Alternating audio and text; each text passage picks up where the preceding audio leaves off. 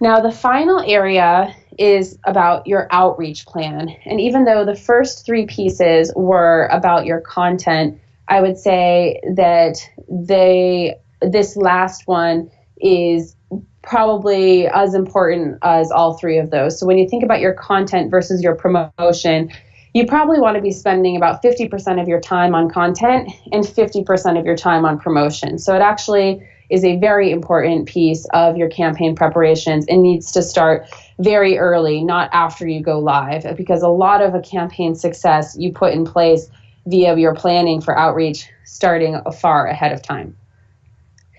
And really to do that, you want to prepare to use all of your touch points with your community. And this even goes as far back as telephone. I would say also even before that, maybe in-person conversations, plus email conversations and announcements, social media, getting the word out more broadly or to your community there. And then via updates to your campaign page, activating any press, PR that you can get, and also thinking about offline sharing and events. So we'll talk through how to use these touch points more, but do know that all of these are in play and good to plan out ahead of time. So as we talked about, you want to roll out strategically to raise 30 to 50% of your goal in the first 48 hours after launch. And this will help you to get off to a strong start with that perception of success being hit very quickly so that you can continue to get momentum.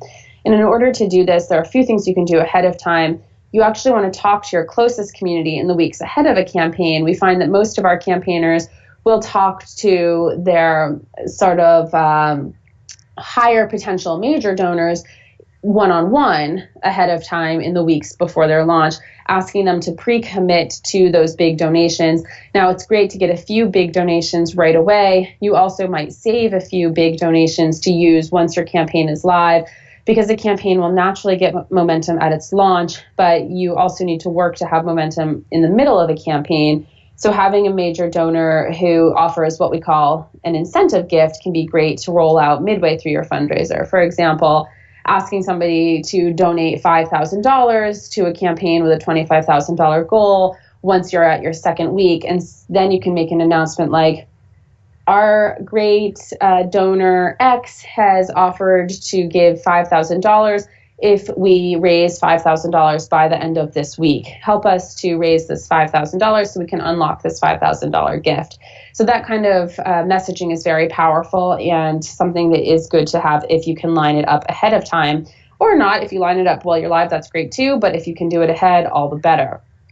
The other reason why you don't want to use only major donors at the beginning is because in the beginning you really need to have not just a high dollar amount raised, but also a high number of donors to your page, which also helps with your credibility and helps you to get that flywheel going where each donor then shares with his or her community and helps you to activate additional donors. So it's about a volume of donors as well as a volume of dollars.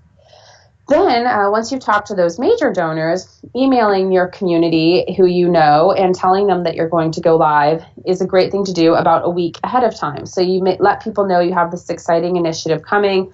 On Indiegogo, we actually have a feature called a pre-launch page. So you even can have a page before you go live that is for capturing email. So you could send your community there and say, if you want to be the first to know about our campaign, sign up here. Generating that email list ahead of time is a really nice way for you to gauge, of the many people who you can reach by email, how many actually are interested in donating. And getting that list can help you gauge, okay, what does that mean I should set as my goal? Because you don't want to assume that you'll get momentum if you don't have many people who are interested by email.